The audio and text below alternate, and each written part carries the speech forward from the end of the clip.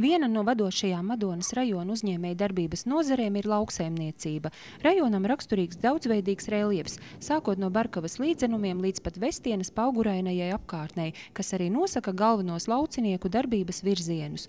Kopumā, neskatoties uz sausumu, aizvadītais sējas pavasaris Madonas rajona zemniekiem bijis labvēlīgs. Madonas rajona zemnieki, protams, ir ļoti strādīgi un apdomīgi lauksaimnieki. Viņi pirka laicīgi degvielu, labi, ka ieskaitīja Eiropas naudiņas, tad zemnieki, protams, iegādājas degvielu. Lielākajai daļai sēkla bija krājumā, apsēja laukus.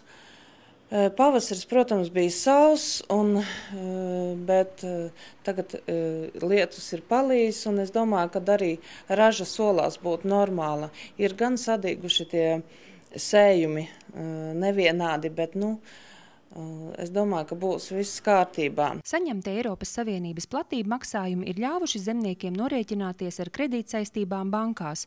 Tomēr, ja agrāk bankas kredītus piedāvāja pašas, tad tagad nav iespējams iegūt priekšfinansējumu pat Eiropas struktūra fondu apguvēji.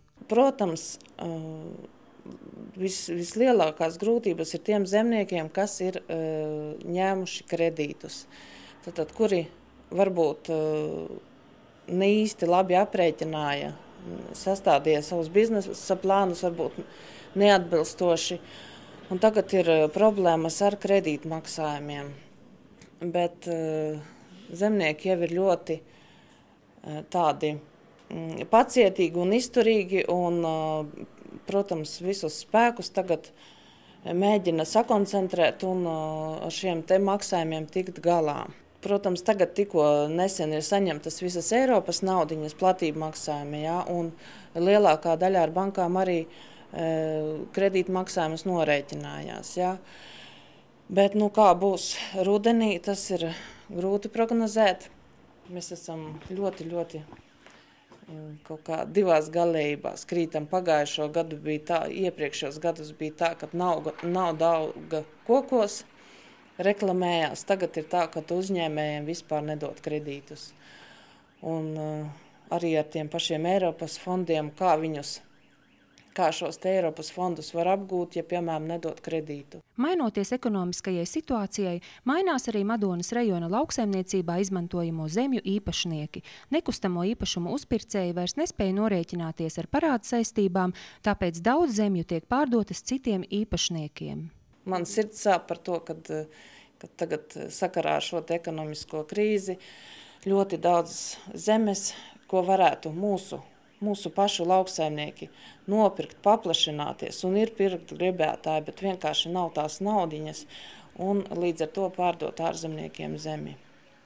Bija tādi fiksi puikas, kas uzpirka zemi, un tagad viņiem ir kredīt saistības, viņi ir spiesti pārdot zemi. Un kam tagad ir nauda? Protams, ir ārzemniekiem nauda un aiziet mūsu zemīte ārzemniekiem.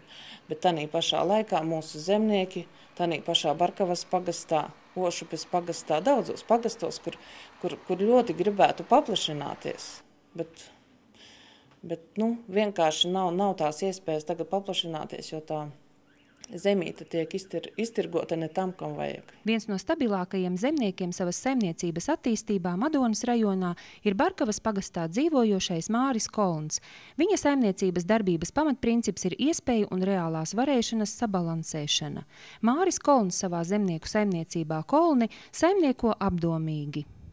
Mūsu tagad situācijā plāni uz sevi tikai jāpaļaujās. Zemnieks jau sēs, un viņš arī sēs. Un es domāju, tā maize arī būs vajadzīga.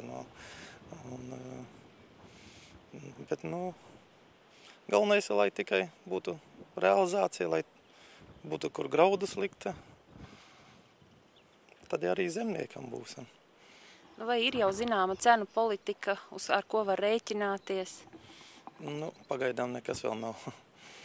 Pienāks rudens tad, bet tā cena mainās. Tos cenu tur paļauties. Pagājušo rudeni arī vinnēja tie, kas pārdeva ražu rudenī, bet iepriekšējos gados arī, lielāka cena jau pavasarī ir, bet šogad otrādi, šogad atkal mazāka cena, stipri mazāka. Nu, redzēsim, kā rudenī. Es domāju, maizi jau ēdīsim. Zemnieki raduši paļauties uz saviem spēkiem, tomēr lauksaimniecība nevar attīstīties arī bez valsts atbalsta.